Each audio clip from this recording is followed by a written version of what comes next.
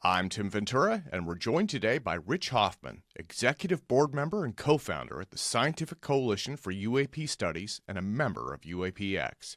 Rich has a BA in Organizational Communications from Wright State University. He currently works as a Senior Systems Engineering Analyst and supporting the Army Materiel Command HQ at Redstone Arsenal and the Marshall Space Flight Center, and over 60 years of experience investigating and researching the UFO subject. Rich has served as Director of Investigations, Star Team Manager, and Director of Strategic Projects, as well as Deputy Director of Investigations at MUFON, and worked with numerous organizations. So, Rich, welcome back, sir. It is a pleasure and an honor to have you with me today. Thanks. I'm glad to be back with you, Tim. I've always enjoyed our conversations and your incredibly excellent questions that you pose to me. So thank you for having me on again. Well, thank you. Thank you. It's been a while since I've really dug into the UAP topic, so I'm excited to get into that. And when the AARO UAP Historical Report was released last week, I thought, you know what, I have to, because it is generating so much public feedback as well as controversy. So let me start there. I want to start with the UAP Historical Report that AARO just released. With mainstream news headlines from the New York Times, Washington Post, ABC, NBC, and CBS, who have all stated versions of the headline, Pentagon report finds no evidence of extraterrestrials. So the report has come under a lot of fire over the last week. I want to start out by asking, what are your thoughts on this? And does the Scientific Coalition for UAP Studies have an official position on it? Well, let me start off by addressing the fact that we and SU have not formed yet an official statement on it. I think for the most part, we're still analyzing what we've got from this volume 1 and recognizing that volume 2 is still coming out. So I think we'll wait to see what happens with volume 2 before we make an official SU position or statement on it. But many of us, like Robert Powell and a number of us have all made public statements or statements on social media to the effect that our opinions of the actual report. I think for the most part, when we almost had some sort of an inkling of what to expect prior to that. If you look and you follow what's going on between Sean Kirkpatrick in terms of comments that he's made previously, that you also look at his reaction to when Grush was in the hearings and his response there, which was that basically that you're being dishonest yourself, and oh, by the way, you've had an impact on my entire staff, and this is no way to do business. And bottom line was that it was just a negative reaction to that. Then you follow this up with a historical report, as Sean Kirkpatrick, of course, is a leaving AARO, and so you expect almost something as a retaliatory type of response. And I think from what you see in reading this, there is actually, he points out to the fact that a lot of people have what they call confirmation bias, but I think that there was confirmation bias in this document as well, where bottom line was you're coming out and basically saying that the whole history is basically my version of it is the actual truth, and yea verily there's nothing to it. And I can hereby show you that from looking at the past government projects, which if you actually had any involvement with those, or if you read other historical accounts of it, you'll find out that his interpretations of what they did are actually also inaccurate. So, there are factual errors, that stand out in the report, which, most of us will pick up. The fact that we've all known that June 24th, 1947 was the Kenneth Arnold sighting. But, even in this document, they say June 23rd that happened. And it's like, okay, well, there's a big error.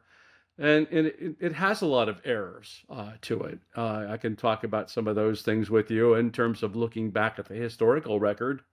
And it actually, for me, it was very sad to look at how the history was being treated by this account. There are so much other more historical and better written kinds of resources you can go read, and I would encourage people to do that instead of looking at this report. But I think that it also says something about Sean Kirkpatrick and maybe his team's perspective on this whole subject. You know, good example of that might be the fact that, he's citing statistics of, large numbers of cases. He mentions 1960 as being a key year. And if you look at the actual Blue Book statistics, you find out that it was not anything very large. In fact, there were like 550 sightings, and they're typically like, much larger ones like 1952, 1957, 1966, where they had over 1,000 cases, so, and then he wants to go and track that back and point out the fact, well, yeah, there's a whole lot of project developments going on with the, new aircraft and new craft and so on and so forth, that he'd like you to now believe that the John Q. public are all seeing.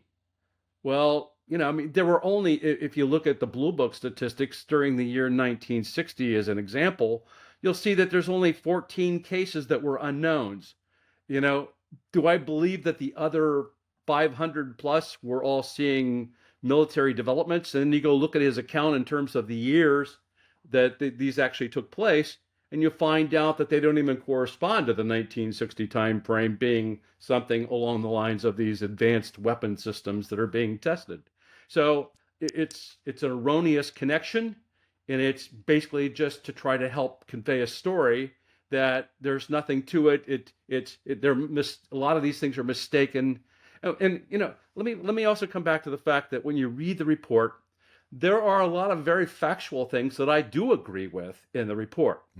The fact is that, yes, the vast majority of people out there do mistake a lot of these things that are up in the sky for UFOs, right? I mean, that is a very true statement. We all saw that in doing like MUFON investigations and even in SU and our experience around that. We've seen that is generally the case. A lot of U.S. citizens are mistaken, believe it or not, the planet Venus or the planet Jupiter for a UFO. And so, yes, those things happen. But in the larger context, there are a lot of excellent cases where you do have multisensory kinds of like things that they would like to be able to study that are not in this history report, that were omitted, not talked about, and ignored, that actually lend credibility to the fact that there is something unusual very much going on. And, that there are objects that are going at, incredibly Mach 10 and above speeds back in the 1950s. So, it's not even called out, not even brought it, and it's not a very objective report, in my opinion. And let me mention to you, Tim, that there's another thing here. I'm a defense contractor. In my role in doing IT work over at the headquarters for Army Materiel Command, a lot of times it falls on contractors to write reports and put drafts together, which then get approved by a government person. You get what I'm saying, right? Yeah. So their AARO is composed of contractors and, maybe a Sean Kirkpatrick. I don't know. They haven't been very transparent with who all's up there. But the bottom line, I know that I will help draft a report, and then that person, like, Sean would review it and yea, verily approve it. So we don't necessarily know that this is completely written by Sean, but it would have been endorsed by Sean. And that's a very key point to make out. You get what I'm saying, right? So absolutely. Absolutely. And so I'm not going to fault Sean for that, other than the point that if he endorsed this report, then shame on him, because it does have factual errors, because it does have a whole history of all this other stuff, which then, when you hearken back to the Condon report that came out at the end of Project Blue Book, which was helped to terminate the project, you'll see that even Condon, who was the executive for that report, did not apparently read his own report, but yet wrote the executive summary summarizing it and whitewashing the whole thing and saying, yea, verily, there's like nothing to this. And yet, if you read the report, you'll find out that they couldn't explain 30% of the cases. Yeah. So, I mean, I'm sorry, but this is almost like Condon Part 2, in the sense that we're trying to use our confirmation bias and use all these other biases, and saying that the history is very clear. There's nothing to it, that people are misidentifying things. Yeah, they are. And oh, by the way, here's a whole list of military advanced projects, and yea, verily, that matches up with the fact, the reason why that humans are fallible, And so there you go. It's almost like a revisit to the past. It's very disappointing because I was expecting a lot better and a lot more. Well, I appreciate you sharing that. Again, this report was widely criticized. Among the many critics of this report, Christopher Mellon called it pathetic. Tim Burchett said the people doing the cover-up say they find no cover-up. But the most worrisome criticism that I've read comes from Ross Coulthart, who's calling it a constitutional crisis. Now, given that 38% of Americans believe in UFOs, 65% or higher believe the government is hiding information, and public trust in government is near record lows at only 16%, how bad is this in terms of credibility for the federal government? Well, I can understand where Ross is basically coming from, and I don't know that I would go as far as a constitutional crisis, but the bottom line here is that I think that it just validates a further mistrust of the government. It's not helping to give us a warm and fuzzy that a whole lot of people have seen some rather incredible things, that it might be down to the point where these are unknowns and unexplained, and it does a discredit to validating them. And that's what I think upsets me quite a bit, is that we're not validating people who have seen some rather incredible experiences, like having aircraft that are having electromagnetic effects when they're going up to an object and and that type of thing, or that there are no, should we not be concerned about the fact that we've had nuclear incidents which aren't mentioned? Malmstrom and all these other things, they're not even brought up, and yet it's around nuclear kinds of like sites where deactivating missiles. I'm sorry, but it doesn't convey to me that this is being treated seriously by AARO and objectively. And I think that therein makes me want to mistrust anything that AARO wants to put out there. And that's a shame, because I think that, I'm hoping that, like, Tim Phillips, who's filling in while they come up with a director for this thing, can maybe help to change the tide a little bit. But this is very consistent with, if you look back even through the history of Project Blue Book. So what you had was, all those different projects that were out there. And by the way, they even failed to mention, and while they're wanting to talk about crash retrievals, they don't even talk about the fact that there was Project Moondust, which was going out and collecting all of the debris or the crashed stuff. It's not even mentioned in the report. Well, okay, that's interesting. But I guess what I'm trying to come back to saying is that even throughout the history of Project Blue Book, it went through different leaders where they all had their own biases and their own, they didn't want to believe it, and they were trying to let's get rid of this whole thing because it's just a waste of time. So you went through people like that, and then you get into the point. Then you had another, they would shift over in terms of project lead. And then they would change the tenor a little bit, try to make it a little bit serious. And then you ended up with Major Hector Quintanilla, which eventually was a lieutenant colonel that are mentioned in here. But ultimately, at the time when he was doing his report, he too was wanting to end the project because this followed the Robertson panel in 1953, which the CIA basically just directed the fact that we need to educate the public to stop the reporting, and that there's nothing to it, and to not overwhelm phone lines or anything with this. That's a security concern. And they basically put the kibosh on the subject starting then. And then Project Blue Book, through its different leaders, all tried to kind of like help do that. They would change the statistics and manipulate them and say, instead of it being a possible balloon, it's a probable balloon, and they'd shift categories of reporting around and just play with numbers. And so you look at the reporting of even Blue Book per year, and in today's world, what that would indicate is that, number one, the John Q. public was not reporting to the government anything, right? If they saw something, they didn't call Project Blue Book. That's okay. just so these numbers are just totally inaccurate. Even if you look at MUFON cases, that when I was there, it was almost like nearly 1,000 a year that were coming in. So I mean, it's like and even more than, I mean, sorry, not a 1,000. It was several 100,000 reports that were coming in.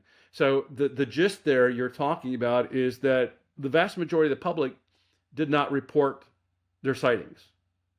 So that being the case, you don't have a real understanding of the phenomena that's flying around you. A lot of these things that were reported were also not necessarily from the military, because there was the stigma. You didn't talk about it, In fact, there were regulations at the time that said you will face imprisonment and $10,000 in fine if you reveal a classified kind of an operation. Well, that puts the fear of God in a lot of military people to shut up, don't talk about it. You'll not be promoted if you talk about this subject. So the numbers back in Blue Book days are just totally inaccurate in terms of representing what the phenomena was about. And even now with AARO, you're only talking about they're getting military cases, and they're starting to get maybe commercial pilots that are allowed to report. And they did put out a directive or basically guidance in saying that they'd like to hear from defense contractors. Well, a lot of those people have yet to even know about the fact that there's this place you can go to. I'm a defense contractor. I have seen Zippo in terms of any information passed down through the Army channels that indicates that I can go up and report at this site. People are saying we are being lied to. This is Condon Report 2.0. It's not honest, right? And that is where the frustration comes from. And I do realize there are frustrations, as I'm sure you realize this as well, on the side of AARO.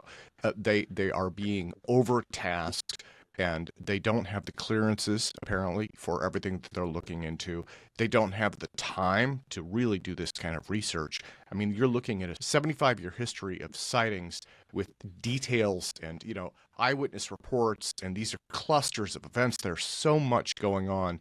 They've got this staff, and they're like, okay, get this done in 6 months, So in terms of a baseline for where we're at now, the Director of National Intelligence officially acknowledged that UFOs are real and pose a threat to air safety. The House and Senate in the NDAA 2024 have enacted legislation on the jurisdiction of UAP wreckage, which was predicated on the testimony of current and former officials who have sworn under oath that we possess this material. So in terms of shared social context, like where we are right now, can we call it well established that UFOs are real? Can we characterize them as being operated by non-human intelligence? And is it safe to assume that they are extraterrestrial? I think for the most part, the answer is yes to all your points. So let me put it to you this way. There's a global phenomena going on. It's been going on for a long time. People around the globe are seeing things. This is what, propelled me into it back in, 60 years ago, was the fact that it wasn't just the United States that was seeing him. It was other governments and other tribal nations that were seeing them and stuff, and they would be describing them very similarly as like either a disc-shaped object or a round object or something up in the sky. So these things have been going on a long time. Plus, you have to look for the fact that they have been performing at speeds well in excess of anything that we've got, and that's been going on throughout the history of the reported UFO sightings. So if you go back into like the Blue Book time frame and stuff like that, you'll see bottom line that objects are being either picked up on radar, tracked at very excessive speeds, and usually well beyond what we had in the way of technologies at that time. So, I mean, so you have a global phenomena. You have things that are moving around in our skies and in water and various other things that have been reported that can do any one of those environments, whether it be in the water and then in the air, and then, more recently, the fact that we've got people up in space, you're tracking things in space. And they're way outperforming. We don't even see any kind of propulsion on these things. So is it within the realm to believe that this phenomenon that's been continuous all along is something that's relatively new that's happened with the Chinese or the, whatever? Well, let me say that doesn't explain the ones back in the 50s. We don't have material strength capabilities to be able to withstand Mach 55 and going from 20,000 feet and dropping and stopping within 0.78 of a second above water, and to think that there's not going to be any sonic boom, there's not going to be any kind of like resistance in our atmosphere of that material in terms of heating up. We don't see a lot of heating up. We do see don't see any combustion engines, which we typically do. We haven't got developments where we can take something that's in the water and necessarily put it in the air and then have it end up in space. I mean, we don't have anything that's transmedium, if you would, that would do that. So, I mean, what are you dealing with? Well, I think you're dealing with something that largely you have to put in and do the typical de-escalation of logic here, if you would, and say that, well, it doesn't sound like it's ours. We're being told that it's not ours. It doesn't seem like it belongs to anybody else because it's doing all this. And you're left with, well, where is it coming from? And oh, by the way, that should tell you need to study it, right?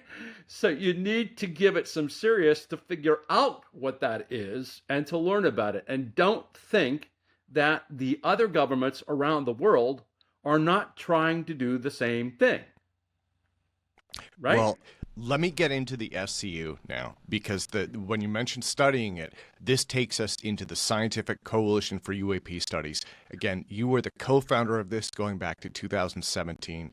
And I will say, speaking personally, not just for myself, but for hundreds of people that I've read comments for, the reputation of the SCU has been and continues to be absolutely rock solid, stable, and amazing for doing solid scientific research. And this is a volunteer project, right? It's a nonprofit, but what the SCU is doing is, I think, probably the best science being done in this area right now.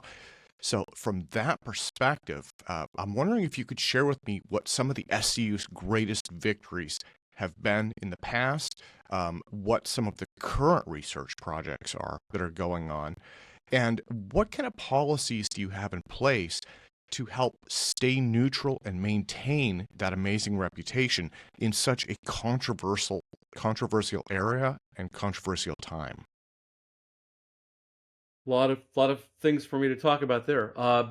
We have when we first got started, we were a group of people that felt that it needed to be treated seriously, that it needed to be treated scientifically, that you need to apply scientific methods and whatever else into everything you would do. The challenge has always been data. And that's even made, that data issue is even brought out by Sean or whoever at the AARO office, that you need good data to be able to work with. And the struggle is, we've got, like I mentioned before, Project Blue Book data. We've got some other kinds of data that we can go and look at. But again, a lot of these things are anecdotal reports, or if you don't have other kinds of like sensor data or something of that nature go along with them, that you're trying to analyze something where it may be not completing the whole picture. But nevertheless, you do your best and you try to treat it seriously, and you try to go through the data to see what it can tell you. We do a lot to be able to weed out the bad data from the better data, so that when you're trying to make a determination about the nature of the object, that you're dealing with that reduced population, the ones that are the better ones that you can work with. You understand it, right? So you're trying to treat that and then say, well, now what behavior, what do you see about these objects that you can determine? And so we've had some instances like the Agua Dia case, for example, where we were given from a video that was 3 minutes and 54 seconds long of a thermal image of an object in Puerto Rico, and we said, well, okay, well, this is going to need some time to be able to work it. And we spent over 2 years analyzing that 7,027 frames of that video and looking down to the pixel level to see if we could make any determinations about it. We got radar data. We confirmed that there was an object that was out just above that prior to it that suddenly went away when the object came in. So are we dealing with the same? And then if you look at even the radar data, you'll see that this object was moving from a standstill and going over 1,000 miles an hour to a different position. So that in and of itself tells you something, right? So now you're talking about this 50 hits on this radar, in addition to the fact that you've got the video. And then you have the testimony from basically the pilot, the co-pilot, or that type of thing you can work with. And then you learn that the control towers. So again, you've got multiple points where you're able to look at it and you try to deduce what you can from it. We've had the pleasure of getting involved with the Nimitz case early on, very early on. This is just after the fighter sweep article that came out. Robert Powell started us in that direction and had us looking in. We got a hold of the people that were aboard the Nimitz. We got a hold of the people, the Princeton. We talked to 18 people in that incident. We got the video, the raw footage in terms of the videos. We were able to deduce what we could from that, and then we published our report. So we try to take the best cases we can get with the most credible, try to be able to work them through logically, and we use, we have a peer review process where we go and actually go through a scientific peer review process with other people to have them look at it. In the case of the Agua Dia thing, we couldn't find anybody that was willing to be on that. And so we actually went over to Japan in Europe, who was willing to look at it. And they have the Sigma 2 project, and they were willing to at least give us a read on that report and see what their opinion and stuff was. So in addition to that, we've gone and we've now are publishing our third paper looking at whether there's a relationship between the nuclear sites, and I'm talking about not just the where we detonated them, but also where we produced them and where we stored nuclear, to see if there were any UFO reports that were right around those locations. And could we see if there was any statistical importance to the timing when that happened, and what did they do? And we found out a lot from looking at that intention study that Larry Hancock and a whole group of others have put together. And we found out that it looked like that there was an intention by these objects to go visit all these at least one time and to see what was going on. And then they didn't bother to come back to those sites. They just moved on. Let me go to the next storage site. Let me go to the next storage. So that's kind of like what they did in terms of that. And now we're carrying it further beyond just the nuclear sites and looking at military sites and various other things as well. So that's one study that we've got that's ongoing.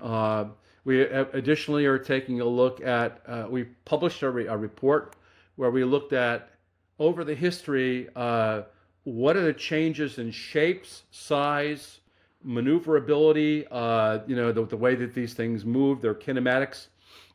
And we looked at that to see what can we deduce from those things about the objects over a period of time. And you're talking about over 100,000 reports, which we culled down to about 300, And so now we're looking at the 300 and coming up with what can we determine from that. Does shape or size really matter? Does it tell us anything? And so I encourage people to look at our report that's up on our website for that. We're also doing a study in looking at propulsion effects that are observed by witnesses that are in any kind of effects around the craft, either in water or in air or in those different mediums, right? So, for example, in the Nimitz case, you'll find out that, for example, that Commander Slate, who was in the second plane that remained high while Fravor dove down and did his merry dance with the Tic Tac, he observed and was very careful to point out that there was like a mirage-like effect around that Tic Tac when it came up and kind of stopped and then shut off, right? But he saw like a mirage-like effect. So that might give us some clues. And so we're looking at those effects that you can see in the atmosphere. Another one was we're looking at USOs in terms of where they located around the planet, in terms of is there anything that we can learn from the USO locations? And the challenge there is also to get data from people. Another study that we've got going on is actually looking at using passive radar and what can we do from passive radar and potentially help us to identify things and to deploy passive radar around to be able to help us to get a lot of information that way. So what I'm trying to tell you is that, and we're adding projects all the time, but those are some of the projects we've got going on that I think that I'm personally excited about that we're doing. And anyway, we're going to be talking about that, many of them at the conference that we've got set up. Well, this is the point where I need to put in a plug for the SCU. And so anybody who is watching right now who is not already a member should at least strongly consider visiting explorescu.org, and I will put links in there. And they should get involved with that because, again, the level of science that you're doing is just heads and tails above anything else out there, at least in my opinion. Thanks. One of the things that I wondered about was if AARO might work better serving as a hub for the kind of science that yourself and other organizations are doing, rather than trying to do it all itself, right? And so this came to me while I was writing questions. I was like, how can we make everybody happy? And I thought, the way to make everybody happy would be to get AARO involved with the community and give the community validation and input into the reports that AARO produces. So some of the things that came to me were potentially setting standards for reporting and data collection, collecting and distributing data and reports, and then relying on existing organizations like the National UFO Reporting Center, the SCU, JIPON, as you mentioned, and others that could provide those inputs to an existing set of standards, which would take a load off AARO. That 50-something person staff would be able to review reports more than have to write them up all the time. And it would also take some of the heat off them, right? Because he would have a much larger community contributing to science rather than putting all that pressure on this small team. Do you think that there's potential there? There's complete merit. Let me point out to you, in 1968, Hynek wrote a response about making suggestions how he could improve Project Blue Book, right? Because he was seeing that they seemed to be all very unscientific. They didn't understand the scientific method, and then also their staff was relatively small. Sometimes it was only, the lead and maybe two other people, right? And so they didn't even have the staffing to be able to do it. And even back then, he made a recommendation. He said Blue Book suffers. It's in a closed system. There's virtually no scientific dialogue between Blue Book and the outside scientific world, right? He also says that that they don't even do and deploy statistical methods that are appropriate and proper. They also mentioned that the fact that the basic attitude among the Blue Books, people and stuff, were completely illogical and unscientific. They don't seem to be doing that. And even then, his recommendation was, back in '68, and it's still true today, that they need to divorce having a DoD perspective and start incorporating more of academia. Where are the scientific organizations out there that can help lend support to the study that ought to be going on a much broader scale? Okay, and so you're absolutely 100% correct in the sense that we need to get the government to now allow for scientific, organizations and universities to engage the subject, objectively look at it, see what that they can do to help spur on and advance our knowledge and our understanding of this whole phenomenon. We were fortunate in a sense that at one point we were in the Gillibrand amendment and mentioned as being us, and I think the Galileo project as being on a committee to somehow work with them. And we offered early on to say that we could help you get some understanding about the UAP subject and all of its complexities.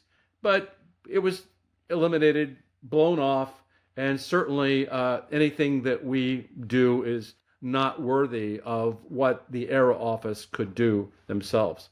So I'm expecting that in volume 2, going back to even the Aguadilla case, they're going to come because the tendency is that those are censor issues or something of that nature. And with the way that they're blowing off many of these cases and dismissing them, they'll do the same thing with that as well. And that's not anything that's disingenuous.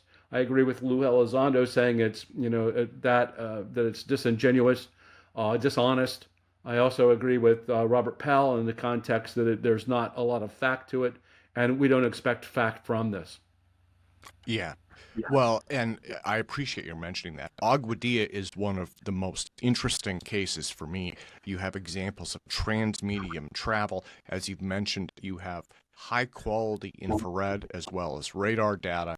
There appears to be what looks to me like examples of gravitational lensing occurring when it turns, which would be expected if this was some kind of a highly advanced drive system. And other people have pointed that out. So there is a lot to this. It's, again, high quality, great chain of custody. The research that the SU has done, and I will put a link into this, is just amazing, absolutely amazing. The level of depth and detail is just stunning. One thing I did see, though, was in terms of the potential for dismissal on this, it seems like definitely AARO, as well as other organizations and groups that are involved with this, tend to fall into kind of a siege mentality, right? And I think in the case of AARO, they are sandwiched between the federal government, the legislature, and a very passionate public. And I think it's difficult to avoid falling into that, siege mentality, right? Where they're just like, okay, let's lock it down and do the bare minimum that we need to do to accomplish our goals and not let anybody else in. But again, one of the things that I've wondered about is potentially if the legislature did get involved and help them to open up into a hub rather than trying to do everything themselves, maybe that would break down walls. Maybe that would build bridges. So. But it certainly would help as well because they're not funded properly. And so they can't have the staff to. So this whole notion that they're going to now open up to the John Q. public, where they've been only taking in reports for the military, right? And then they're expanding what they're going to take in, and they talk about, well, we'll have phase 3 will be, the John Q. public. They're not staffed to be able to handle that at all, and they're not funded to do that. So they need to think about how they can augment that and utilize other resources elsewhere to help support them and to really, allow again for more objectivity, and it also would allow for greater trust of whatever that they put out. Because if you've now got universities and a whole others playing in on it who have credibility, then it's going to help your credibility, right? So they need to rethink what they're doing, and hopefully Tim Phillips and them will be able to do that. And I would encourage them to do that, and to look back at the history of even the Project Blue Book and to see that the mistrust and why were those things there, and what did they do bad or what did they do right, and not recreate the same thing for the Condon 2.0, or Blue Book 2.0, and we don't want that again. Absolutely. Well, Rich, on that note, let me thank you so much for your time today. We have gone through so many different topics, and thank you for the historical information as well as information on the SCU. And again, I'm going to put a plug in. I want everyone to go to explorescu.org and get registered for this organization. There's no cost to join or anything like that. This is just a public, community-based organization that represents good science. Let me close by asking. Yeah. Come to our conference too. That's May 31st through June 2nd, and here it's going to be virtual and it's going to be in person. So if you look at 2022, we had a whole lot of people like David Grush and all these other people that were actually there at the meeting. And we had Jay Stratton and all of these other key people that are involved in this subject and have a history.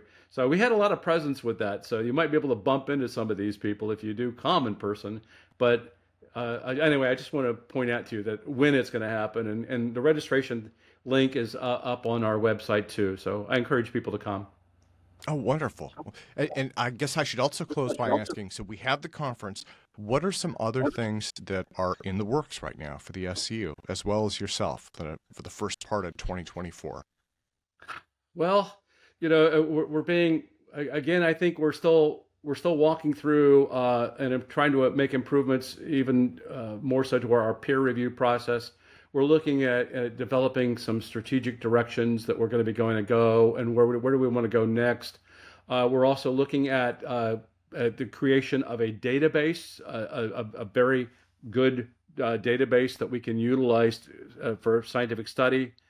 So we have a team that's actually going to be at the conference talking about a proposed database that we're going to be looking. We'd like to be able to utilize AI and other tools to be able to help us to analyze the data and visualize it. And so we're now bringing a whole variety of people together for that.